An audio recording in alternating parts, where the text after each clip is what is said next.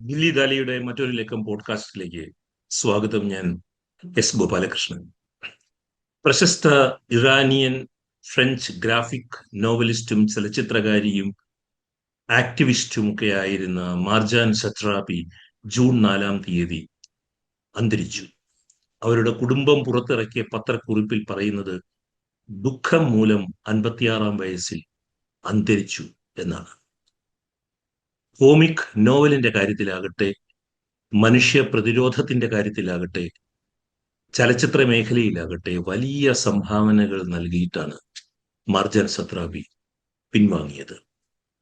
മാർജിയുടെ സർഗ ജീവിതത്തെക്കുറിച്ച് സംസാരിക്കുവാൻ ഇന്ന് ദില്ലി ദാലിയിൽ അതിഥിയായി എത്തിയിരിക്കുന്നത് ഇന്ത്യയിലെ പ്രമുഖ പൊളിറ്റിക്കൽ കാർട്ടൂണിസ്റ്റുകളിൽ ഒരാളും ഗ്രാഫിക് അല്ലെങ്കിൽ കോമിക് കഥാകാരനും കൂടിയായ ഇ.പി. ഉണ്ണിയാണ്. സ്വാഗതം ഉണ്ണിമാഷെ ഈ പോഡ്കാസ്റ്റിലേക്ക്. നമസ്കാരം. താങ്കളോട് സംസാരിക്കുന്നത് എപ്പോഴും സന്തോഷമുള്ള കാര്യമാണ്. ഇപ്പൊ നമ്മൾ സംസാരിക്കാൻ പോകുന്നത് കുറച്ച് ദുഃഖകരമായ ഒരു വിഷയത്തെ കൂടിയാണ് പോലും നമ്മൾ ഓർക്കേണ്ട ഒരാളാണ് സത്രാപി. മാർജാൻ സത്രാപിയുടെ നിര്യാണ വാർത്ത കേട്ടപ്പോൾ ഇത് ആദ്യം എന്നോട് പറയുന്നത് ഉണ്ണിമാഷ് തന്നെയാണ്. എന്നെ ഫോണിൽ വിളിച്ച് പറയുകയായിരുന്നു. ഈ അടുത്ത കാലത്ത്, എൻ്റെ ഓർമ്മയിൽ ഈ അടുത്ത കാലത്ത് ഒരാളുടെ മരണം ഉണ്ണിമാഷിനെ ഇത്ര കൂടുതൽ ദുഃഖിതനാക്കിയ ഒരു അവസരം എൻ്റെ ഓർമ്മയിലില്ല. You are so sad that day. ഞാൻ അങ്ങനെയാണ് എനിക്ക് തോന്നുന്നത്. എന്തായിരുന്നു ആ ആദ്യ പ്രതികരണം ഇവർ ഇനി ഇല്ല എന്നറിഞ്ഞപ്പോൾ? ഒന്നാമത്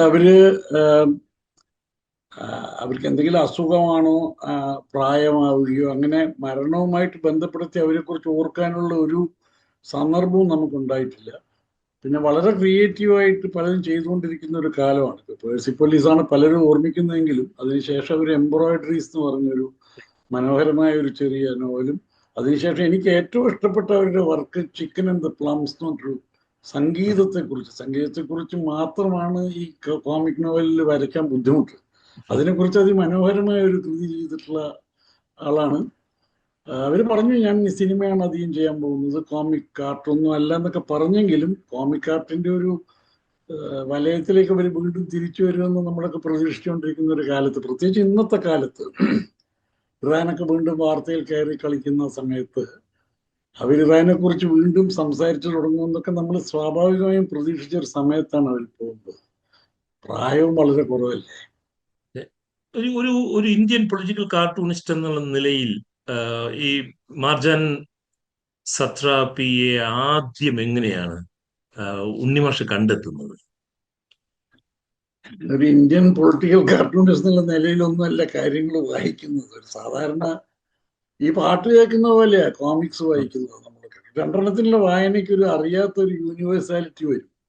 അതിരുകളില്ലാതെ വായന പോവും. താങ്കൾക്കറിയാമല്ലോ, പാട്ട് കേൾക്കുന്ന ഒരാളുടെ കേൾവിയും കോമിക്സ് വായിക്കുന്ന ഒരാളുടെ വായനയും അതിരുകിടക്കും. അപ്പൊ അതുപോലെ നമ്മുടെ കോമിക്സ് വായനയിലൊക്കെ അതിരുകൾ എപ്പോഴോ പോയി.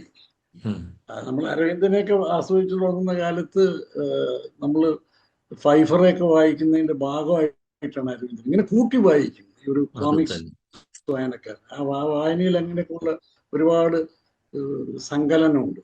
അപ്പോ അങ്ങനെ കൂട്ടി വായിക്കുന്ന അതിന്റെ ഭാഗമായിട്ടാണ് ഞാൻ സത്രാപിയെ വായിച്ചത്. മാത്രമല്ല, ഇതിന് വേറൊരു സന്ദർഭം കൂടിയുണ്ട്. ഈ ഗ്രാഫിക് നോവലുകൾ വില്ലൈസ്നർ തുടങ്ങിയതിന് ശേഷം വളരെ പ്രധാനപ്പെട്ട മൗസ് എന്ന് പറയുന്ന, ഞാനത് കാണിക്കാം, ഇത് ആൾക്കാർ ഇത് ഓർക്കണം. ഈ സാധനം ഇതാണ് അടുത്ത ഈ സത്രാപിയുടെ മരണവുമായിട്ട് ബന്ധപ്പെട്ട് ഉണ്ണിമാഷ് ഇന്ത്യൻ എക്സ്പ്രസിൽ വായിച്ച കാർട്ടൂണിൽ മൗസ് വരുന്നുണ്ട്. മൗസ് ഉണ്ട്. മൗസ് അത് മറ്റൊരു വിരുദ്ധം എന്ന് വിചാരിക്കുന്ന ഒരു ഭാഗത്ത് നിന്നുകൊണ്ട് ഇതേ ഫീലിങ്സോട് കൂടി മനുഷ്യാവസ്ഥയെ കണ്ട മറ്റൊരു വലിയ കൃതിയാണ്. മൗസ് ഇറങ്ങി. മൗസ് ഹോളോകോസ്റ്റ്, ഈ ഹിറ്റ്ലറുടെ വംശഹത്യയെ പറ്റി വന്നൊരു വളരെ ബുദ്ധിമുട്ട്, കോമിക്സിലൊന്നും നമുക്ക് സങ്കല്പിക്കാൻ പോലും പറ്റാത്ത തരത്തിലുള്ളൊരു മോഡേൺ ക്ലാസിക് ആണത് സ്പീഗലിന്റെ. അത് കഴിഞ്ഞിട്ട് അതിന് സമമായിട്ടൊരു കൃതി ഉണ്ടാകാനുള്ള സാധ്യത കുറച്ചു കാലത്തേക്ക് എന്തായാലും ഉണ്ടാവില്ല എന്ന് നമ്മൾ വിചാരിച്ചുകൊണ്ടിരിക്കുമ്പോഴാണ് അതിൽ നിന്ന് തികച്ചും വിഭിന്നമായിട്ടുള്ള ഒരു ഭാവതലത്തിൽ നമ്മളോട് സംസാരിച്ച സത്രപി ഈ നോവലുമായിട്ട് വരുന്നത്. അത് മൗസിന്റെ അത്ര തന്നെ രാഷ്ട്രീയമുണ്ട്, അത്ര തന്നെ ചരിത്രമുണ്ട്. അതിനേക്കാളും നമ്മളെ ചിലപ്പോൾ പേടിപ്പിക്കുന്ന രീതിയിൽ അരിച്ചരിച്ച് നമ്മുടെ വീടുകളുടെ അകത്തേക്കും സ്വകാര്യതയിലേക്കും കടന്നു വരുന്ന ഭരണകൂടത്തിന്റെ ഒരു ചിത്രവും ഉണ്ടായിരുന്നു. വളരെ ശക്തമായ ഒരു കൃതിയായിരുന്നു ചെയ്യുന്നത്. വളരെ ജെന്റിലാണ് സ്റ്റോറി ടെല്ലിംഗ്. വളരെ അരവിന്ദനൊക്കെ ചെയ്യുന്ന പോലെ വളരെ ജെന്റിലായിട്ടുള്ള സ്റ്റോറി ടെല്ലിംഗ് ആണ്. സ്പീഗൽമെന്റ് വലിയൊരു അരങ്ങൊരുക്കി, ഇപ്പൊ CM ശ്രീകണ്ഠൻ നായരുടെ നാടകമൊക്കെ പോലെ വലിയൊരു അരങ്ങത്താണ് സ്പീഗൽമെന്റെ കഥ. അങ്ങനെ വേണമായിരുന്നു. അതിനെ വലിയ സ്റ്റൈലൈസ്ഡ് ആയിട്ട് ചെയ്യേണ്ട ഒരു സാധനം. ഇന്ന് രാവിലെ ഞാൻ അഷ്ടമൂർത്തിയായിട്ട് നമ്മുടെ രണ്ടുപേരുടെയും സുഹൃത്തായിട്ടുള്ള അഷ്ടമൂർത്തിയായിട്ട് സംസാരിച്ചു പോകുമ്പോൾ ഞാൻ പറഞ്ഞിരുന്നു, ഞാൻ ഉച്ച കഴിഞ്ഞ് മാർജാൻ സത്രാപിയെ കുറിച്ച് ഉണ്ണിമാഷുമായിട്ട് ഒരു അഭിമുഖം ഉണ്ടെന്ന് പറഞ്ഞപ്പോൾ, അപ്പൊ ഉടനെ പറഞ്ഞു, ചെറിയ മനുഷ്യരും വലിയ ലോകവും മറക്കരുത്, ചെറിയ മനുഷ്യരും വലിയ ലോകവും മറക്കരുത്. അത് മറക്കില്ല. അത് എങ്ങനെ മറക്കാൻ പറ്റും? അവര് അവരുടെ സൃഷ്ടികളെ ഗ്രാഫിക് നോവൽ എന്നല്ല പറഞ്ഞിരുന്നത്, കോമിക് ബുക്ക് എന്നാണ് അവര് സ്വയം എപ്പോഴും പറഞ്ഞുകൊണ്ടിരുന്നത്. ഇവരുടെ ഈ കൃതികളെ ഒരു കോമിക് ബുക്കായിട്ട്, ഒരു കൃതിയായിട്ടാണോ കാണേണ്ടത്, അതോ ഒരു രാഷ്ട്രീയ സാക്ഷ്യപത്രമായിട്ടൊക്കെയാണോ കാണേണ്ടത്?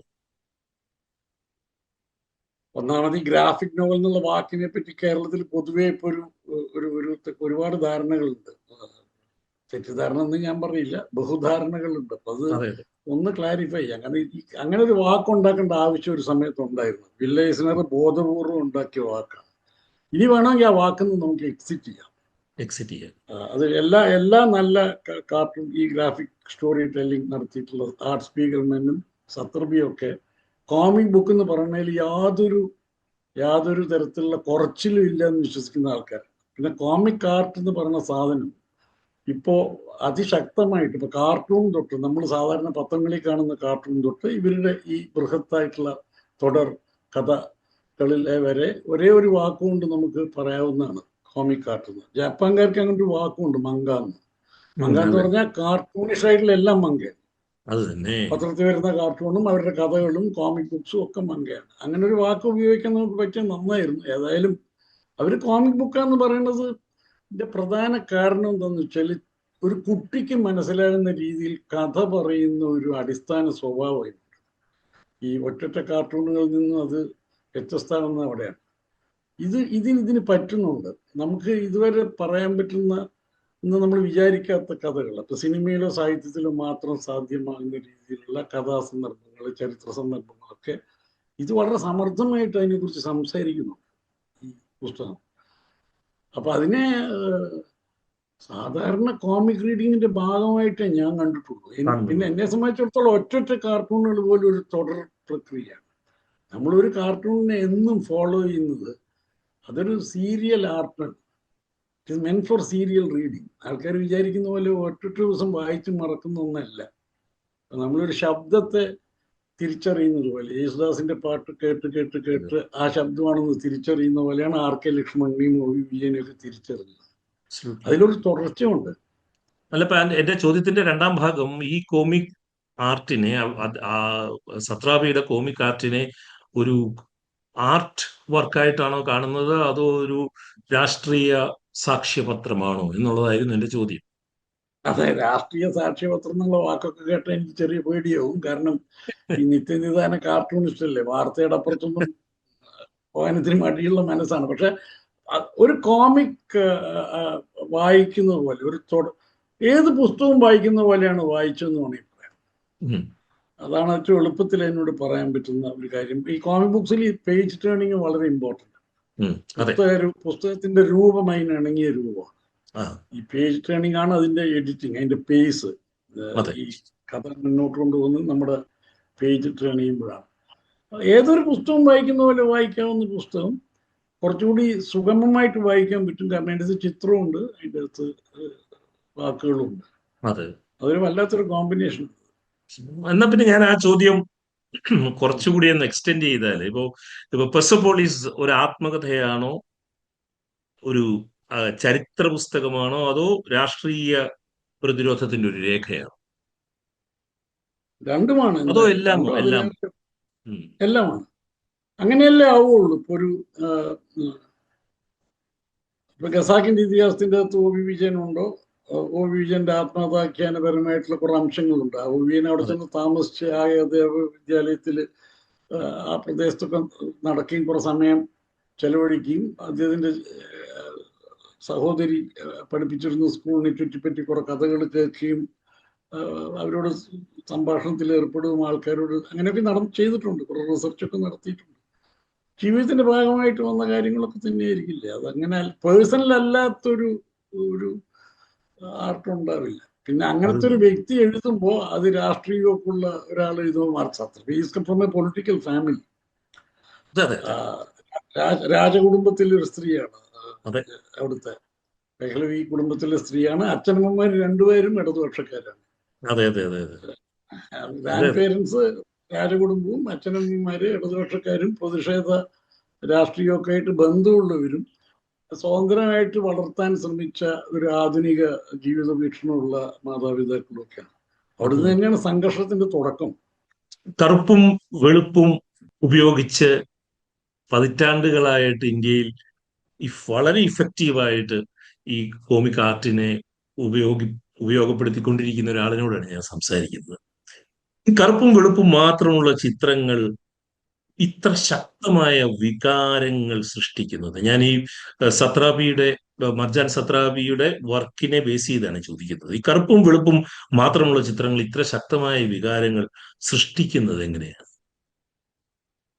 ഒരു വലിയ ചോദ്യമാണ് അതൊന്ന്. അതിനകത്ത് ചില പ്രധാനപ്പെട്ട അതിന്റെ തീമുമായിട്ട് ബന്ധപ്പെട്ട ഒരു കറുപ്പ് അതിലുണ്ട്. അതായത് ഈ ഇസ്ലാമൈസേഷന്റെ ഭാഗമായിട്ട് ടെഹ്റാനിൽ ശരീരം മറയ്ക്കുക, സ്ത്രീയുടെ മുഖം ശരീരം മറയ്ക്കുക. അപ്പൊ അങ്ങനെ കറുപ്പ് മറച്ചുകൊണ്ടിരിക്കുന്ന ഒരു നിറമായിട്ട് അതിൽ കറുപ്പ് ഇങ്ങനെ കിടന്ന് കളിക്കുന്നുണ്ട്. സാധാരണ ഒരാൾ ചെയ്യുന്ന കറുപ്പും വെളുപ്പും അല്ലേ, അങ്ങനെ ഒരു കറുപ്പുണ്ട് അതിൻ്റെ അകത്ത്. അതൊക്കെ അവർ ശരിക്കും ശക്തിയായിട്ട് ഉപയോഗിച്ചിട്ടുണ്ട് അവരെ ഇത് കൊണ്ടുവരുമ്പോൾ. അപ്പൊ അതിൻ്റെ അകത്ത് അങ്ങനെ ഒരു എപ്പോഴും ഈ മുഖം മുഴുവൻ എത്ര ദിവസം കാണാൻ പറ്റും അറിയാത്ത മുഖത്തെയാണ് നമ്മൾ കണ്ടുകൊണ്ടിരിക്കുന്നത്. അങ്ങനെയൊക്കെ ഉള്ള ചില ഭാവങ്ങൾ അതിൻ്റെ അകത്തുള്ളത് കൊണ്ട് സാധാരണ നമ്മൾ കറുപ്പും വെളുപ്പും ഉപയോഗിക്കുന്നതിനേക്കാളും കൂടുതൽ ഒരു വേറൊരു യുക്തിയും കൂടി അതിൻ്റെ അകത്തുണ്ട്. ആ കൃതിയുടെ പ്രമേയവുമായി ബന്ധപ്പെട്ട് എടുക്കുന്ന ഒരു യുക്തി ആ കറുപ്പിനുണ്ട്. ശരീരം മറയ്ക്കുക, മുഖം മറയ്ക്കുക, സ്ത്രീയെ അടക്കുക, ഇൻവിസിബിൾ ആക്കുക, വിസിബിലിറ്റി. ഈ ഒരു സ്ത്രീക്ക് വിസിബിൾ ആവാനുള്ള അവകാശം ഉണ്ടോ എന്നുള്ള ചോദ്യം വരെ ഉണ്ട് അതിൻ്റെ അകത്ത്. അപ്പൊ അതിലെ വെളുപ്പും അതിലെ കറുപ്പും നമ്മളൊക്കെ ചെയ്യുന്ന സാധാരണ കറുപ്പും വെളുപ്പും അല്ല. അല്ല, അപ്പൊ ഉണ്ണിമാഷ് ഈ കറുപ്പിനും വെളുപ്പിനെയും ഈ നിറത്തിന്റെ ഒരു സാന്നിധ്യത്തിനെ എങ്ങനെയാ അവ കൺഫ്രണ്ട് ചെയ്യുന്നത്? നിറം ഉണ്ടല്ലോ ജീവിതത്തിൽ. അതുകൊണ്ട് പിന്നെ ധാരാളം നിറമുണ്ട്. ഇപ്പൊ കറുപ്പും വെളുപ്പും നിറങ്ങളാണ്. കറുപ്പ് ഒരു നല്ല നിറമാണ്. ഒരു നിറം കറുപ്പ്. എന്നെ സംബന്ധിച്ചിടത്തോളം ഞാൻ സാധാരണ എൻ്റെ ഒരു ടെക്നിക്കിന്റെ ഭാഗമായിട്ട് പത്രങ്ങളിൽ ഉപയോഗിക്കുമ്പോൾ കറുപ്പ് ഉപയോഗിക്കുന്നത് രൂപത്തെ സൃഷ്ടിക്കാനും വെളുപ്പ് വെളിച്ചമാണ് എന്നെ സംബന്ധിച്ചിടത്തോളം. ഒരു ഫ്രെയിമിൽ എത്ര വെളിച്ചം ഉണ്ടാവണമെന്ന് തീരുമാനിക്കുന്ന ഒരു ഘടകമായിട്ടാണ് ഞാൻ മിക്കവാറും സ്കെച്ച് ചെയ്യുമ്പോഴും അല്ലാത്തപ്പോഴും വെളുപ്പിനെ കാണുന്നത്. അതൊരു പിന്നെ പത്രത്തിൽ വളരെ പെട്ടെന്ന് എല്ലാ ദിവസവും ചെയ്യണ്ടേ, അധികം സമയമെടുത്ത് ചെയ്യുന്ന പണി അല്ലാത്തതുകൊണ്ട് യന്ത്രങ്ങളെ ആശ്രയിക്കുന്നത് കൂടുന്നു. നമ്മൾ നിറം ഉപയോഗിക്കുമ്പോൾ കൈകൊണ്ട് നിറം ഉപയോഗിച്ച് വരയ്ക്കേണ്ട ഒരു ലിഷർ ഉണ്ടായിരുന്നെങ്കിൽ ആഴ്ചയിലൊരു കാർട്ടൂണാണെങ്കിൽ നിറങ്ങൾ ഉപയോഗിക്കുന്നതിൽ ഒരു രസമുണ്ട്. അല്ലെങ്കിൽ നിറങ്ങൾക്ക് ഇമ്പാക്റ്റ് ഉണ്ട് വരച്ചു കഴിഞ്ഞാൽ. പക്ഷെ അത് ആ പ്രക്രിയയിൽ, പ്രോസസ്സിൽ, ക്രിയേഷന്റെ പ്രക്രിയയിൽ നിറങ്ങൾ ഉപയോഗിക്കാൻ നമ്മൾ തുടങ്ങിയാൽ ഒരുപാട് ഈ ഫോട്ടോഷോപ്പിലെ ക്ലിപ്പ് ആർട്ടും ഇതൊക്കെ ഒരുപാട് ഉപയോഗിക്കേണ്ടി വരും നിറങ്ങൾ എടുത്തിട്ട്. അതൊക്കെ ക്രിയേറ്റീവ് വർക്ക് തന്നെയാണ്. പക്ഷെ അതിലൊക്കെ എളുപ്പം എനിക്ക് തോന്നുന്നത് കൈകൊണ്ട് കറുപ്പ് കൈകൊണ്ട് സൃഷ്ടിക്കാം. എനിക്ക് വേണ്ട ഒരു നിറം എനിക്ക് പൂർണ്ണമായിട്ട് കൈകൊണ്ട് ഉണ്ടാക്കാൻ പറ്റുന്ന കറുപ്പാണ്. അതാണ് എൻ്റെ വിശദീകരണം. ബാക്കി വെളുപ്പ് വെളിച്ചമാണ്. ഈ ഒരു കുട്ടിയുടെ കാഴ്ചപ്പാടിലൂടെ ഞാൻ വീണ്ടും സത്രാബിയുടെ വർക്കിലേക്ക് വരികയാണ്. ഒരു കുട്ടിയുടെ കാഴ്ചപ്പാടിലൂടെ വിപ്ലവത്തെയും യുദ്ധത്തെയും അവതരിപ്പിച്ചതിന്റെ പ്രാധാന്യം എന്താണ്? ഉണ്ണിമാഷിന്റെയും ബിസിനസ് ആസ് യൂഷ്വലിൽ ഒരു കുട്ടിയുണ്ട്. എനിക്ക് ഇവരുടെ യഥാർത്ഥ ജീവിതവും ആത്മകഥാഖ്യാനപരമാണെന്ന് തോന്നുന്നത്. കാരണം യഥാർത്ഥ ജീവിതത്തിൽ അവർ സ്കൂളിൽ പോകുന്ന പ്രായമായിരുന്നു. അവിടെ നിന്ന് ആ സമയത്താണ് 79 സംഭവിക്കുന്നത്. അതായിരിക്കണം കാരണം. അടിസ്ഥാനപരമായ കാരണം അതായിരിക്കണം. പിന്നെ രണ്ട്, ഈ ഈ കോമിക് ആർട്ടിലും ഒക്കെ തന്നെ ഒരു കുട്ടിയാണ് അപ്പീൽ ചെയ്യുന്ന ഒരു ഘടകം എപ്പോഴും ഉണ്ടോ. എത്ര പ്രധാനപ്പെട്ട കാര്യങ്ങൾ ഒരു യങ് അഡൽട്ടിനെങ്കിലും അപ്പീൽ ചെയ്യുന്ന ഒരു ഘടകമുണ്ട്. അതിനാണ് ഇത്രയും കൂടുതൽ വായനക്കാരും ഉണ്ടാകുന്നത്. പ്രത്യേകിച്ച് ഒരു പരിശീലനമൊന്നും ഇല്ലാതെ വായിക്കാമല്ലോ, മുൻധാരണകളില്ലാതെ വായിക്കാം. അതെ. ഒരു കാർട്ടൂണിന് ഒരു നിമിഷത്തെ പിടിച്ചെടുക്കാൻ ആകുമെങ്കിൽ, ഞാനതിനെ അങ്ങനെ മാത്രമായിട്ട് കാണുന്നില്ല. ഒരു കാർട്ടൂൺ ഒരു നിമിഷത്തെ മാത്രമല്ല, ഒരു നിമിഷത്തിലൂടെ കാർട്ടൂൺ ചരിത്രത്തെ മൊത്തമായി കാണാൻ ശ്രമിക്കുന്നതാണ്. എങ്കിൽ പോലും ഒരു കോമിക് നോവൽ ഒരു സമൂഹത്തിന്റെ മൊത്തം ഓർമ്മയെ രേഖപ്പെടുത്താനുള്ള ഒരു ശ്രമമല്ലേ? പ്രത്യേകിച്ച് നമ്മൾ ഈ സത്രാപിയുടെ ഈ പ്രധാനപ്പെട്ട വർക്കുകൾ നോക്കുമ്പോൾ. അതെ, അത് തന്നെയാണ് ശ്രമം. അതിൽ വൈരുദ്ധ്യമൊന്നും ഉണ്ടെന്ന് എനിക്ക് തോന്നുന്നില്ല. ഞാൻ നേരത്തെ പറഞ്ഞതുപോലെ ഒറ്റൊറ്റ കാർട്ടൂണുകൾ പോലും നമ്മൾ വരയ്ക്കുമ്പോൾ അന്നത്തെ രാഷ്ട്രീയവും അന്നത്തെ ഒരു വാർത്താ മുഹൂർത്തമാണ് പറയുന്നതെങ്കിലും പിറ്റേ ദിവസം അതുമായിട്ടൊരു ബന്ധമില്ലാത്ത ഒരു സാധനമാണ് പറയുന്നതെന്ന് വിചാരിക്കും. ഒരാളുടെ വർക്ക്, ഇപ്പൊ നമ്മൾ വിജയന്റെ അബുവിന്റെ വർക്ക് കുറെ കാലം തിരിഞ്ഞു പോയി നോക്കിയാൽ അതിൻ്റെ അകത്തുനിന്ന് ഒരു സെലക്ഷൻ നടത്തിയാൽ ഇന്ദിരാഗാന്ധിയുടെ ഒരു കഥ അതൊന്നും കിട്ടും. കഥ തന്നെയാണ് കിട്ടുന്നത്. ഒരു പ്ലോട്ട് ഉണ്ടാക്കിയിട്ട് ചെയ്യാതിരിക്കുമ്പോൾ പോലും, ഒറ്റൊറ്റ വാർത്താ മുഹൂർത്തത്തിനോട് പ്രതികരിക്കുമ്പോൾ പോലും അവർ തുടർച്ചയായ സ്മരണകൾ ഉണ്ടാക്കുന്നുണ്ട് വായനക്കാർ. അതുകൊണ്ട് തന്നെ നമ്മൾ ഞാനിപ്പോ 2 ദിവസം മുമ്പ് ഉണ്ണിമാഷിന്റെ ഇന്നലത്തെ കാർട്ടൂൺ ആണെന്ന് തോന്നുന്നു, ഈ ഡൽഹി പാർലമെന്റ് പോലീസ് സ്റ്റേഷനിൽ മമതാ ബാനർജി ഫോൺ ചെയ്തിട്ട് ഇത് പാർലമെന്റ് പോലീസ് സ്റ്റേഷനാണോ, my parliamentary party is missing എന്ന് പറയുന്നത്. മമതാ ബാനർജിയുടെ ഉണ്ണിമാഷ് വരച്ച എല്ലാ കാർട്ടൂണുകളും എടുത്ത് നോക്കുമ്പോൾ നേരത്തെ വിജയന്റെയോ അബുവിന്റെയോ ഇന്ദിര കാർട്ടൂണുകൾ കാണുന്നത് പോലെ തന്നെ നമുക്കൊരു അവരുടെ ജീവിതരേഖയാണത്. അതെ, അതുകൊണ്ട് അത് തുടർച്ചകളുണ്ട്. പ്രത്യേകിച്ച് പ്ലോട്ട് ചെയ്ത് വരയ്ക്കുമ്പോൾ ഇവര് പ്ലോട്ടൊക്കെ ഉണ്ടാക്കി, ചാപ്റ്ററൊക്കെ ഉണ്ടാക്കി വരയ്ക്കുന്നില്ല. ഒരു ശാഖ ഉപശാഖയൊക്കെ ഉണ്ടാക്കി വരയ്ക്കും. ഒരു നല്ല നോവലാണല്ലോ. നോവലിന്റെ രൂപം ഇതിനൊക്കെ ഉണ്ട്, സത്രപയ്ക്കുണ്ട്, സ്പീഗർമാനൊക്കെ ഉണ്ട്. എങ്കിലും രണ്ട് ഫോമിലും വർക്ക് ചെയ്യുന്ന ആളാണ് ഇ.പി. ഉണ്ണി. കോമിക് ഞാൻ ഇത്രയും നീണ്ട കഥകൾ ചെയ്തിട്ടില്ല, ചെറിയ ഹ്രസ്വ കഥനങ്ങളെ നടത്തിയിട്ടുള്ളൂ.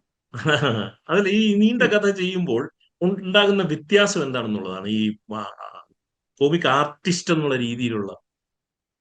അടുത്ത കാലത്താണ് ഞാൻ ഒരു നീണ്ട കഥ ചെയ്ത് തുടങ്ങിയിട്ടുള്ളത്. അത് പഴയ ഓർമ്മ വെച്ച് ചെയ്തിട്ട് ഞാൻ വലിയ അബദ്ധങ്ങളിലൊക്കെ ചെന്ന് പെട്ടു.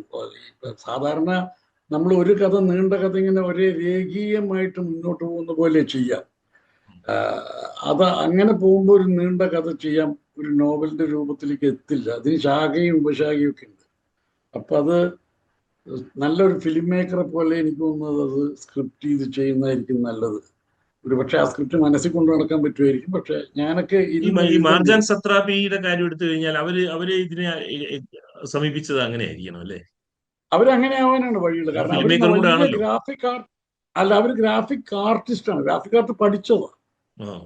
അവർ ഗ്രാഫിക് ആർട്ട് പഠിച്ചിട്ടുണ്ട്. അപ്പൊ ഈ അവരുണ്ടാക്കുന്നതിന്റെ ബിംബങ്ങൾക്കൊക്കെ അടിസ്ഥാനപരമായ ഒരു ആർട്ടിസ്റ്റിന്റെ ശക്തിയുണ്ട്. അല്ലാതെ അൺട്രെയിൻഡ് അല്ല, പരിശീലനമുള്ളൊരു കലാകാരി അവര്. അത് നമുക്ക് മനസ്സിലാക്കാൻ പറ്റും. അതുകൊണ്ട് പല സാധനങ്ങളും ഉപേക്ഷിച്ചിട്ടുണ്ടല്ലോ. ഇപ്പോൾ ആർഭാടം ഒട്ടുമില്ല, വളരെ സിമ്പിൾ ആയിട്ടുള്ള ഫോണ്ടുകൾ ഉപയോഗിക്കുക, പ്രത്യേക രീതിയിലുള്ള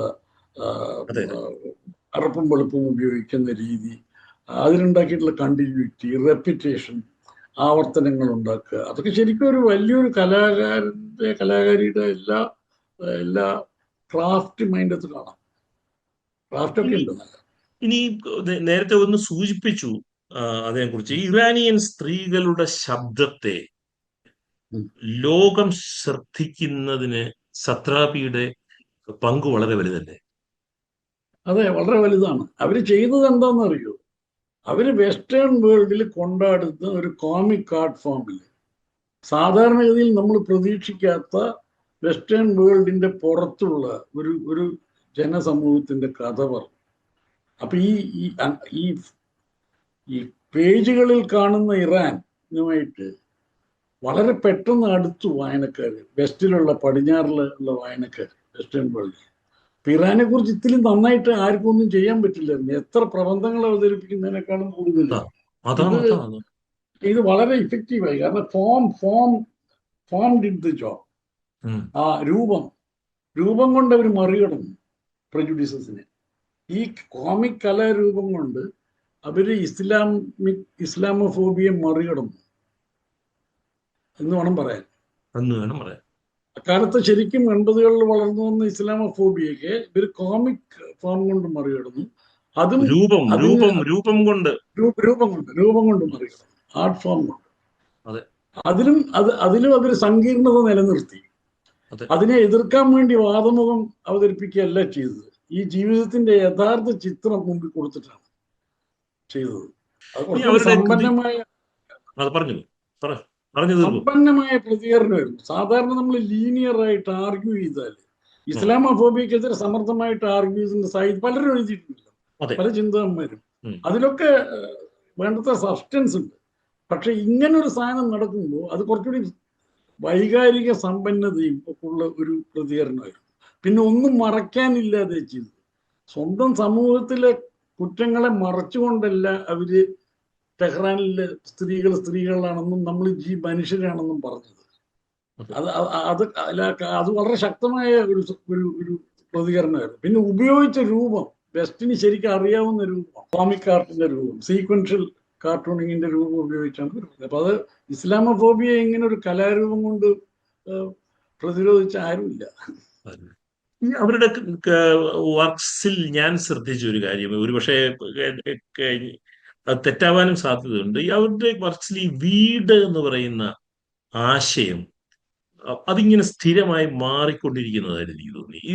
അപ്പോൾ ഈ പ്രവാസം എന്ന് പറയുന്നത്, പ്രത്യേകിച്ച് മൈഗ്രേഷനൊക്കെ ഇത്രയും വലിയ രാഷ്ട്രീയ പ്രശ്നവും ജീവിത പ്രശ്നവുമായി മാറിയിരിക്കുന്ന ലോകത്തിൽ ഈ വീട് എന്ന ആശയം ഇങ്ങനെ സ്ഥിരമായി മാറിക്കൊണ്ടിരിക്കുന്നത്. അതായത് നാം പ്രവാസവും സ്വത്വബോധവും തമ്മിലുള്ള സംഘർഷം, ഇതെല്ലാം ഇവരുടെ കൃതികളിൽ വളരെ ശക്തമായിട്ട് പ്രതിഫലിക്കുന്നതായിട്ട് എനിക്ക് തോന്നിയിട്ടുണ്ട്. വാസ്തവമാണ്, ശരിയാണ്. പ്രവാസിയാണ്. ഇപ്പൊ സ്വന്തം സ്ഥലത്ത് ജീവിക്കാൻ പറ്റിയില്ല, സ്വന്തം നാട്ടിൽ, അവിടുന്ന് പുറത്തേക്ക് പോയി സ്വതന്ത്രമായി ജീവിക്കാൻ വേണ്ടി അച്ഛനമ്മമാര് തന്നെ നിർബന്ധിച്ച് പറഞ്ഞയച്ചു. അവിടെ ചെന്നിട്ടും ആ വിദേശവാസം, പ്രവാസി ജീവിതത്തിലും അവർക്ക് തൃപ്തിയൊന്നും ഉണ്ടായില്ല. ആ സൊസൈറ്റിയിലും അവർ പരിപൂർണമായിട്ട് ബിലോങ് ചെയ്യുന്നില്ല. എന്നിട്ട് തിരിച്ചു വരുന്നുണ്ട്. തിരിച്ചു വന്ന് വീണ്ടും പോവുകയാണ്. ഒരു പലായനം, പലതരത്തിലുള്ള പലായനങ്ങളുണ്ട് അതിൻ്റെ അകത്ത്. ഒരാളുടെ വ്യക്തിപരമായ അനുഭവം എപ്പോഴാണ് രാഷ്ട്രീയമായിട്ട് മാറുന്നത് ഈ സത്രാവിയുടെ ജീവിതം വെച്ച് നോക്കുമ്പോൾ? അറിയില്ല. അവരതിനെപ്പറ്റി അങ്ങനെ കൃത്യമായിട്ട് എന്തെങ്കിലും പറഞ്ഞിട്ടുണ്ടെന്ന് എനിക്കറിയില്ല. പക്ഷെ അവരെ സംബന്ധിച്ചിടത്തോളം അത് വളരെ സ്വാഭാവികമായിരുന്നു എന്ന് എനിക്ക് തോന്നുന്നു. പേഴ്സണൽ ഈസ് പൊളിറ്റിക്കൽ എന്ന് പറയില്ലേ, അത് അവര് ശ്വസിച്ചിരിക്കണം. കാരണം വീട്ടില് വളരെ പ്രസന്നമായ ഒരു ഒരു ഒരു കുടുംബമായിരിക്കണം. അതിൻ്റെ അകത്ത് തുറന്ന ചർച്ചകൾ നടന്നിട്ടുണ്ടാവണം. രാഷ്ട്രീയ ജീവികളാണ് അച്ഛനമ്മമാരെന്ന് നമുക്ക് വ്യക്തമാണ്. അവരുടെ ബന്ധുക്കളൊക്കെ രാഷ്ട്രീയം ചർച്ച ചെയ്യുന്നു. പിന്നീട് ഈ ഇസ്ലാമിക് റവല്യൂഷൻ നടന്നതിന് ശേഷം അവിടെ ഉണ്ടായ അധികാരത്തിൽ വന്ന ആൾക്കാർ മുഴുവൻ സ്ത്രീയെ നിയന്ത്രിക്കണം, സമൂഹത്തെ നിയന്ത്രിക്കണം, വ്യക്തിയെ നിയന്ത്രിക്കണം എന്നുള്ള ഒരു അജണ്ടയുമായിട്ടാണല്ലോ അവർ നടക്കുന്നത്. അപ്പൊ അത് തീർച്ചയായിട്ടും ഇങ്ങനത്തെ ഒരു കുടുംബത്തെ ബാധിക്കില്ലേ, ജീവിതത്തെ ബാധിക്കില്ലേ, സ്കൂളിൽ പോകുന്ന ഒരു കുട്ടിയെ ബാധിക്കും. ഇവിടെയും ബാധിക്കാറുണ്ടല്ലോ. അത് വളരെ സംഘടിതമായിട്ടുള്ള ഒരു മതാധിഷ്ഠിതമായ ഒരു രാഷ്ട്രീയമാണല്ലോ അവിടെ വന്നത്, വിമോചനത്തിന്റെ പേരിലാണെങ്കിൽ പോലും. അപ്പൊ അതിന്റെ ഫലങ്ങൾ ശരിക്കും കുടുംബത്തിന്റെ അകത്തും വീടിന്റെ അകത്തും സ്വകാര്യതയൊക്കെ ബാധിക്കും, സ്വാതന്ത്ര്യത്തെ ബാധിക്കും, വസ്ത്രധാരണം വളരെ വളരെ പ്രകടമായിട്ട് വസ്ത്രധാരണത്തിന്റെ ചരിത്രം അതിൻ്റെ അകത്തുണ്ട് മാറിയത്. പെർസെപോളിസ് ഞാൻ വായിച്ചതാണ്. ഞാൻ ഈ എംബ്രോയിഡറീസ് വായിച്ചിട്ടില്ല. അതേക്കുറിച്ചൊന്നും. രസകരമായ പുസ്തകം. അതിൻ്റെ ഒരു തുടർച്ച പോലുള്ളൊരു ഈ ജീവിതത്തെ കുറിച്ച്, ഇങ്ങനത്തെ സംഘർഷാവസ്ഥയിൽ നിന്ന് പുറത്ത് കിടന്നിട്ട് ഉണ്ടാകുന്ന ഇപ്പൊ നമ്മളിപ്പോ പറയുന്ന കാര്യങ്ങളൊക്കെ ഉണ്ട് അതിൻ്റെ അകത്ത്. ഇപ്പോ നമുക്കൊക്കെ പരിചയമുണ്ടാകും, നമ്മുടെയൊക്കെ കുടുംബങ്ങളിൽ തന്നെ പരിചയമുണ്ടാകും. ഉച്ച നേരമാകുമ്പോൾ സ്ത്രീകളുടെ ലോകമായി മാറുന്നത് വീട്, ആണുങ്ങളില്ലാതിരിക്കുമ്പോൾ. അപ്പൊ സ്ത്രീകൾ സംസാരിക്കുന്ന വിഷയങ്ങൾ, അവരനുഭവിക്കുന്ന സ്വാതന്ത്ര്യം, അതൊക്കെ അതിൻ്റെ അകത്തുണ്ട്. അവരുടെ ഏറ്റവും രസകരമായ കൃതി ചിക്കൻ ആൻഡ് ദ പ്ലംസ് എന്ന് പറഞ്ഞിട്ടുണ്ട്. അതിൻ്റെ അകത്താണ് ഇവർ മരിച്ചു പോയതിൻ്റെ ഒരു ഒരു ഒരു ഒരു തരം അറം പറ്റിയതാണെന്ന് തോന്നിപ്പിക്കുന്ന മാതിരിയുള്ള ഒരു ഒരു കഥയാണത്. അതെ അല്ലേ? അത് ഈ ഈ സുനിൽ രാജ് മാതൃഭൂമി ചെയ്യുന്ന ആ കോമിക് പേജിൽ സുനിൽ രാജ് എടുത്ത് എഴുതിയിട്ടുണ്ട് പുതിയ ലക്കത്തിൽ. അത് ശരിയാണ്. കാരണം ഈ ചിക്കൻ ആൻഡ് പ്ലംസിൽ ഒരു ഒരു ഒരു സംഗീതജ്ഞൻ താർ വായനക്കാരനാണ്, ഉപകരണ സംഗീതം. നമ്മുടെ സരോദൊക്കെ പോലെ എന്ന് വന്ന ഒരു ഉപകരണമാണ് ഷാഹിയത്താർ എന്നൊക്കെ പറയുന്നത്. അങ്ങനത്തെ ഒരു താർ വായനക്കാരനെ പൊട്ടിച്ചു കളയും. ഭാര്യ തമ്മിൽ എന്തോ ഒരു തർക്കത്തിന്റെ ഭാഗമായിട്ട് അത് പൊട്ടിച്ചു കളയുമ്പോൾ അതിൻ്റെ ഖിന്നനായിട്ട് ഇയാള് ജീവിതം ഉപേക്ഷിക്കണം എന്ന് പറഞ്ഞ് കിടക്കുകയാണ്. 8 ദിവസം കിടന്ന് മരിക്കുകയാണ്. അപ്പോൾ ഓരോ ദിവസവും അങ്ങേരുടെ അനുഭവമാണ്, 8 ദിവസത്തെ അനുഭവമാണ്. വളരെ സൊഫിസ്റ്റിക്കേറ്റഡ് ആയിട്ടുള്ള ഗംഭീര കൃതിയാണ്. ഇതുപോലെ മനുഷ്യനെ കീഴ്പ്പെടുത്തുന്ന ദുഃഖം അതിൻ്റെ അകത്തുണ്ട്. അങ്ങനെ താങ്ങാനാവാത്ത എന്തോ ഒരു മാനതയും ദുഃഖവും ഒക്കെ കാരണമാണ് ഇവർ മരിച്ചതെന്ന് പറയുന്നത്. സത്രാപിയുടെ ചിത്രങ്ങളിൽ ചിലപ്പോൾ കഥാപാത്രങ്ങൾ ഒന്നും പറയുന്നില്ല, എന്നാൽ ആ നിശബ്ദത വളരെ ഉച്ചത്തിൽ സംസാരിക്കുകയും ചെയ്യുന്നുണ്ട്. അപ്പൊ കാർട്ടൂണിലും ഈ നിശബ്ദത എന്ന് പറയുന്ന ഒരു സാധ്യതയാണ്. സൈലന്റ് കാർട്ടൂൺ മാത്രം വരച്ച ഒരു ഫ്രഞ്ച് കാർട്ടൂണിസ്റ്റ് ഉണ്ട്, ലൂയി മിറ്റിൽബർഗ്, ടിം എന്ന് പറഞ്ഞ വിയറ്റ്നാംകാലത്തൊക്കെ വരച്ച ക്യാപ്ഷൻ ഇല്ല. അത്തരം നിശബ്ദതയല്ല ഇത്. അതിന്റെ അഡ്വാൻറ്റേജ് ഏത് ഭാഷയിലുള്ളവരാക്കും പിടികിട്ടുന്നില്ല. ഇത് ഈ സീക്വൻഷ്യലായിട്ട് സിനിമയിലൊക്കെ വരുന്നത് പോലെ, ഏത് സമയകലയിലും വരുന്ന പോലെ, കഥകളിയിലോ നൃത്തത്തിലോ ഒക്കെ വരുമ്പോൾ ഒരു നർത്തകിയോ നർത്തകനോ ഒരു നിമിഷം നിന്നാൽ നിശ്ചലതയുണ്ട്. ചലനത്തിനിടയ്ക്ക് വരുന്നൊരു നിശ്ചലതയാണ് ഈ പറയുന്നത്. അപ്പൊ ഇതിനെ ഇപ്പോ മേതിലിന്റെ ഭാഷയിൽ കോമിക് ആർട്ടിനെ ഒരു സമയകലയായിട്ട് കാണണം. എന്നുവെച്ചാൽ അതിന്റെ അകത്ത് വരുന്ന പോസാണ്. അതൊക്കെ ഒരു അതിമനോഹരമായിട്ട് ഉപയോഗിക്കുക. ആ സമയം ഈ കണ്ണിനെയാണ് അവർ നാവിഗേറ്റ് ചെയ്യുന്നത്. അപ്പോൾ നമ്മളിപ്പോ ഒരു കഥാപാത്രം കുറെ ടെക്സ്റ്റും കുറച്ച് രൂപം കണ്ട് ടെക്സ്റ്റ് വായിച്ചിങ്ങനെ മുന്നേറുന്ന കണ്ണ് ഒരു സ്ഥലത്ത് ടെക്സ്റ്റ് ഇല്ല എന്ന് മനസ്സിലേക്ക് നിൽക്കും. ആ ഒരു എക്സ്ട്രാ ചെറിയ സെക്കൻഡിൽ നമ്മൾ ആ മുഖത്തേക്ക് ഒന്നുകൂടി സൂക്ഷിച്ചു നോക്കും. നമ്മുടെ നോട്ടം ഒന്ന് കനപ്പെടും, വീണ്ടും മുന്നോട്ട് പോകും. അങ്ങനെയാണത്. അത് അസാമാന്യമായിട്ട് അവർ നമ്മുടെ കണ്ണിനെ തുടക്കം മുതൽ അവസാനം വരെ അവർ നമ്മൾ കണ്ണിനെ മുന്നോട്ട് കൊണ്ടുപോകും. അസാമാന്യ വൈബുള്ളൊരു സ്റ്റോറി ടെല്ലറാണ്. എന്റെ ഒരു ചോദ്യത്തിന് മറുപടി ഉണ്ണിമാഷ് പറഞ്ഞു കഴിഞ്ഞു. അതായത് മാർജാൻ സത്രാപിയുടെ കൃതികളിൽ ഏറ്റവും കുറച്ച് ചർച്ച ചെയ്യപ്പെട്ട കൃതികൾ ഏതൊക്കെയാണ് എന്നുള്ളത് പറഞ്ഞു കഴിഞ്ഞു. ഇപ്പൊ ഈ അവസാനം പറഞ്ഞ ചിക്കൻ ആൻഡ് പ്ലംസിന്റെ ഒക്കെ കാര്യം പറഞ്ഞപ്പോൾ, ഇനി സത്രാപി ചരിത്രത്തെ വരച്ചില്ല, ചരിത്രം തന്റെ ജീവിതത്തിൽ എങ്ങനെ കടന്നു വരുന്നു എന്ന് വരച്ചു. ഒരു സാക്ഷി എന്ന ഈ നില ഒരു വിറ്റ്നസ്സാണ്. സാക്ഷി എന്ന ഈ നില കലാകാരന്റെ വലിയ ശക്തിയാണ്. സാക്ഷിക്ക് നിസ്സഹായതകളുണ്ട്. നിസ്സഹായതയുണ്ട്. അത് സാക്ഷി മാത്രമല്ലല്ലോ, ഇത് ജീവിതത്തിൽ ഇതൊരു രാഷ്ട്രീയ പ്രതികരണം കൂടിയല്ലേ. ഏറ്റവും നിസ്സഹായതയുള്ള ഒരാളുടെ പോലും ഉള്ള രാഷ്ട്രീയ പ്രതികരണമല്ലേ ഇത്. കല എവിടെയാണ് പ്രതിഷേധമാകുന്നത്? ഒച്ചത്തിൽ സംസാരിക്കാൻ പറ്റാത്ത സ്ഥലത്തുനിന്നാണ് തുടങ്ങുന്നത് പ്രശ്നം. ഒച്ചത്തിൽ സംസാരിക്കാൻ പറ്റുകയും തെരുവുകളിൽ ഇറങ്ങി പ്രതിഷേധിക്കാൻ പറ്റുമെന്നുണ്ടെങ്കിൽ ഗ്രാഫിക് നോവലിന്റെ ഒന്നും ആവശ്യമില്ല. നമുക്ക് സ്ട്രീറ്റ് ആർട്ടോ, പ്ലക്കാർഡോ, മുദ്രാവാക്യമൊക്കെ മതിയല്ലോ. ഇതൊക്കെ ഉണ്ടാവും. എന്നാലും ഇതൊക്കെ സംഭവിക്കുന്നത് ഇപ്പൊ നടക്കുന്ന കാര്യങ്ങൾ സത്യസന്ധമായിട്ട് കുറിച്ചിടണമെന്ന് തോന്നൽ പോലും ഒരു രാഷ്ട്രീയ പ്രവർത്തനമാണ്. പ്രത്യേകിച്ച് ഭരണകൂടങ്ങൾ എല്ലായിടത്തും ഒരുപാട് സമർത്ഥരായ മനുഷ്യർ വന്ന് ഭരിക്കാൻ തുടങ്ങുകയും ഒരുപാട് കുടിലതന്ത്രങ്ങളിൽ ഏർപ്പെടുകയും ഒക്കെ ചെയ്താൽ നമ്മുടെ ഒരു സാധാരണ മനുഷ്യന്റെ മുമ്പിലുള്ളത് ഈ ഉള്ള കാര്യങ്ങൾ കഥകൾ പറഞ്ഞ് ഓർമ്മകൾ നിലനിർത്തുകയൊക്കെ അല്ലേ. അതിൻ്റെയൊക്കെ ഭാഗമായിട്ട് നടക്കുന്ന ഒരു പ്രക്രിയയായിട്ട് ഇതിനെ കണ്ടാൽ മതി.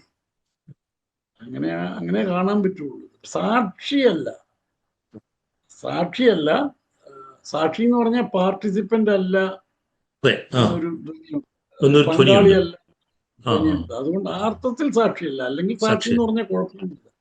പക്ഷെ പങ്കാളിത്തമുണ്ട്. ഉം. കാരണം അവരുടെ ജീവിതത്തെ തന്നെ ബാധിച്ചിട്ടുണ്ടല്ലോ. അതെ, ആ അതെ. കഥയിൽ തന്നെ ഉണ്ട്. ഇക്കാര്യത്തിൽ ആ, ആത്മകഥാഖ്യാനപരമായിട്ടുള്ള അതായത് ഒരു കഥയുണ്ട്. ഒരു അല്ല നിഷ്പക്ഷതയല്ലല്ലോ. ആ, അതെ. അല്ല അവരുടെ ജീവിതത്തെ ബാധിക്കുന്നതും കൂടി രേഖപ്പെടുത്തിയിട്ടുണ്ട്. അതെ. അത് അവനവന്റെ ജീവിതത്തിനും കൂടി സാക്ഷിയാണ്. അങ്ങനെ പറയണമെങ്കിൽ ഈ ഈ പുറത്ത് നടക്കുന്ന രാഷ്ട്രീയം മാത്രമല്ല, അകത്ത് നടക്കുന്ന സ്വകാര്യ ജീവിതത്തിനും കൂടി സാക്ഷിയാണ്. അതും കൂടി രേഖപ്പെടുത്തി പോയിട്ടുണ്ട്. ഇത് തന്നെയാണ് സ്പീഗൽമെന്നും ചെയ്തത്. ഉം. അച്ഛൻ ഒരു ഹോളോകാസ്റ്റ് സർവൈവറാണ്. അച്ഛനുമായിട്ട് ഏർപ്പെട്ട നീണ്ട സംഭാഷണങ്ങളുടെ അടിസ്ഥാനമാക്കി ചെയ്ത നോവലാണ്. അച്ഛനുമായിട്ട് സംഭാഷണത്തിൽ ഏർപ്പെടുന്നതും ആ നോവലിന്റെ ഭാഗമാണ്. അതിൻ്റെ അകത്ത് അച്ഛൻ കാണിക്കുന്ന ചില അല്പത്തരങ്ങൾ, ഒരുപാട് കാലം കഷ്ടപ്പെട്ട് ജീവിച്ചതിന്റെ പേരിൽ ഉണ്ടാകുന്ന ചില ലുബ്ധമൊക്കെ ഇല്ലേ, അതെ. ഇതൊക്കെ അതിന്റെ ഭാഗമാണ് നോവലിന്റെ, മോഹസിന്റെ. അതുപോലെയാണ് ഇതും. ഈ അപ്പൊ ഇവരുടെ ജീവിതത്തിൽ സംഭവിക്കുന്നത്, കുടുംബത്തെ പിരിഞ്ഞു പോകുന്നിടത്താണ് ആദ്യത്തെ പേഴ്സിപ്പോലീസ് 1 അവസാനിക്കുന്നത്. എയർപോർട്ടിൽ വെച്ച് യാത്ര പറഞ്ഞു പോകുന്നു, തിരിച്ചു വരുന്നത്. അപ്പൊ സ്വന്തം ജീവിതത്തിലെ സംഭവങ്ങളടക്കം ഇതിൻ്റെ അകത്തുണ്ട്, ഉള്ളടക്കത്തിന്റെ ഭാഗമാണ്. ആ അർത്ഥത്തിൽ ഇത് ഒരു നിർമ്മമത ഇല്ല. നിർമ്മമതയില്ല. ഇനി എനിക്ക് രണ്ട് ചോദ്യങ്ങളാണ് ചോദിക്കാനുള്ളത്. ഒന്ന്, എന്നെ ഏറ്റവും കൂടുതൽ അത്ഭുതപ്പെടുത്തിയ ഒരു കാര്യം, എനിക്ക് ഒരുപക്ഷെ എൻ്റെ അജ്ഞത കൊണ്ടാവാം, കേരള സമൂഹത്തിനെ കുറിച്ചുള്ള എൻ്റെ ധാരണ കുറവ് കൊണ്ടുമാകാം, കേരളത്തിൽ ഇവർ ഇത്ര പോപ്പുലർ ആയിരുന്നു എന്നുള്ളത് ഇവരുടെ മരണം കഴിഞ്ഞിട്ടാണ് ഞാൻ തിരിച്ചറിയുന്നത്. ഈ കേരളത്തിന്റെ ഈ പോപ്പുലാരിറ്റി, കേരളത്തിൽ ഇവർക്കുണ്ടായിരുന്ന പോപ്പുലാരിറ്റി, അതിനെ എങ്ങനെയാണ് കാണുന്നത്? ഇവിടെ നല്ല വായനക്കാരികളുണ്ട്, വായനക്കാരികളുണ്ടെന്ന് വേണം പറയാൻ. വായനക്കാരുണ്ടെന്ന് പോലും ഞാൻ പറയില്ല, വായനക്കാരി എന്ന് ഞാൻ വേണമെങ്കിൽ അടിവരയിട്ട് പറയും. ഉം. എന്നുവെച്ചാൽ ഇത് ഇവര് മരിച്ചു പോയത് അറിഞ്ഞിട്ട് മണിക്കൂറുകൾക്കകത്ത് ഇവിടുത്തെ നമ്മുടെ പ്രശസ്തരായ വലിയ കാർട്ടൂണിസ്റ്റുകളിൽ ഒക്കെ പോവുകയൊക്കെ ഉണ്ടാകുമ്പോൾ അതിലുള്ളതിനേക്കാളും കൂടുതൽ ആൾക്കാർ എൻ്റെ അതെ, അതെ, അതെ, വാട്സാപ്പിൽ മെസ്സേജ്. അത് ഏതാണ്ട് 18-20 വയസ്സുള്ള പെൺകുട്ടികൾ തൊട്ട് ഏതാണ്ട് 80 വയസ്സുള്ള സ്ത്രീകൾ വരെ നല്ല വായനക്കാരികളാണ് ഇവരൊക്കെ. അതെ, അതെ. വായനക്കാരും ഉണ്ട്, ആണുങ്ങളുണ്ട്. ഇവരുടെ പുസ്തകങ്ങൾ കുറെ കാലമായിട്ട് ചെറുപ്പക്കാരായ കുട്ടികൾക്ക് സമ്മാനിക്കുന്ന പേരൻസും ഗ്രാൻഡ് പേരൻസും ഫ്രണ്ട്സും ഒക്കെ ഉണ്ട്. അപ്പൊ ഇങ്ങനൊരു സാധനം, ഇങ്ങനൊരു കൃതി, ഇങ്ങനൊരു നോവല്, രണ്ട് ഭാഗങ്ങൾ. പേഴ്സിപ്പോലീസാണ് മിക്കവാറും ആൾക്കാർ അതെ, വായിച്ചിരിക്കുന്നത്. വളരെ മിക്കവാറും കുറച്ച് ആളുകൾ. പേര് വായിച്ചിട്ടുണ്ട്, എംബ്രോയിഡറീസ് ഒക്കെ ഉം, വായിച്ചവരുണ്ട്. ഉം. പക്ഷെ പേഴ്സിപ്പോലീസാണ് കാര്യമായിട്ട് വായിച്ചിരിക്കുന്നത്.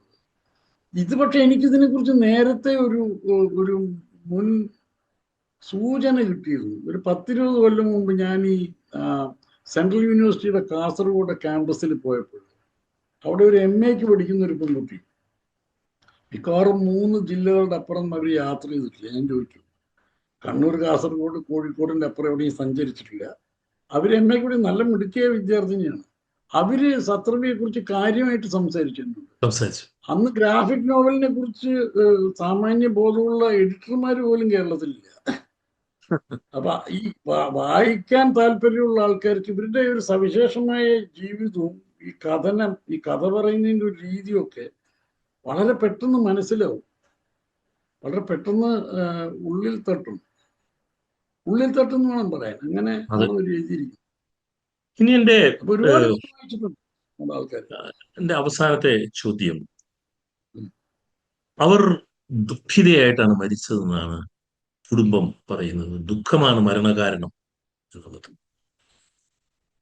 ഇത് ഒരു കാർട്ടൂണിസ്റ്റ് ആയിട്ടുള്ള ഉണ്ണിമാഷ് ഇത് നേരത്തെ അറിഞ്ഞിരുന്നു എന്നിരിക്കട്ടെ, അവർ ജീവിച്ചിരിക്കുമ്പോൾ അവരെ ഇത്രമാത്രം ഇഷ്ടപ്പെടുന്ന EP ഉണ്ണി, അവർ ജീവിച്ചിരിക്കുമ്പോൾ അവർക്ക് ഒരു കത്ത് എഴുതിയിരുന്നെങ്കിൽ അതിന്റെ ആദ്യ വാചകം എന്തായിരിക്കും? അല്ലെങ്കിൽ അതിന്റെ ഉള്ളടക്കം എന്തായിരിക്കും? തീവ്ര ഇത് ആദ്യം ദുഃഖിതയായിരിക്കും ഈ കലാകാരി. എന്നറിഞ്ഞാൽ ഞാൻ ഒരുപക്ഷെ അവരുടെ ചിക്കൻ എംബ്ലംസ് വായിച്ചിട്ടുള്ളത് കൊണ്ട് അവർ ഈ ദുഃഖത്തോടുള്ള അവരുടെ പ്രതികരണത്തിന്റെ അകത്ത് സംഗീതവും സംഗീതം ഇല്ലായ്മയും എന്നൊരു അവസ്ഥയുള്ളത് കൊണ്ട് ഞാനൊരു പക്ഷെ അവർക്ക് എൻ രാജ്യത്തിന്റെ 15 മിനിറ്റ് വയലിൻ ക്ലിപ്പ് അയച്ചു കൊടുക്കുമായിരുന്നു. സംഗീതം സംഗീതത്തിൽ കയറി പിടിച്ചാൽ അവർ തിരിച്ചു വരുമായിരുന്നു എന്നാണ് ഞാൻ വിശ്വസിക്കുന്നത്. സംഗീതം എവിടെയോ പോയി എന്ന് എനിക്ക് തോന്നുന്നു. ജീവിതത്തിന്റെ കൂടെ സംഗീതം കൂടി എവിടെയോ പോയി. അവർക്ക് അസാമാന്യമായിട്ടുള്ള സംഗീതം ഉണ്ടായിരുന്നു, അല്ലെങ്കിൽ ഈ ചിക്കൻ പ്ലംസ് പോലൊരു പുസ്തകം എഴുതില്ല. അത് അതാ പറഞ്ഞ അവർ പോയത് വല്ലാത്തൊരു അവസ്ഥയിലാണ്. നമുക്ക് വലിയ കൃതികൾ കിട്ടുമായിരുന്നു, നമ്മളെ മനസ്സിനെ തോന്നുന്ന കൃതികൾ. അത് തരാതെയാണ് അവർ പോയത്. ഇത്രയും വൈകാരികമായി എന്നാൽ വിചാര തീവ്രതയോടുകൂടി മാർജാൻ സത്രാവിയെ കുറിച്ച് ദിലീദാലിയിൽ സംസാരിച്ചതിന് ദിലീദാലിയുടെ എല്ലാ ശ്രോതാക്കളുടെയും പേരിൽ ഐ ആം താങ്കിങ് യു. എനിക്ക് നന്ദിയുണ്ട്, എന്നോട് അവരെ കുറിച്ച് സംസാരിക്കാൻ ഒരു അവസരം എനിക്ക് നന്ദി.